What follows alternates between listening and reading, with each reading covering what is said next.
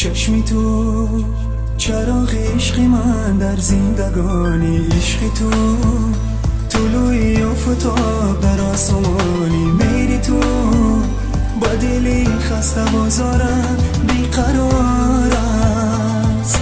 چشم تو چراغ عشق من در زندگانی، عشق تو طلوعی آفتاب در آسمانی، میری تو با دلی خستم آزارم بیقرار است.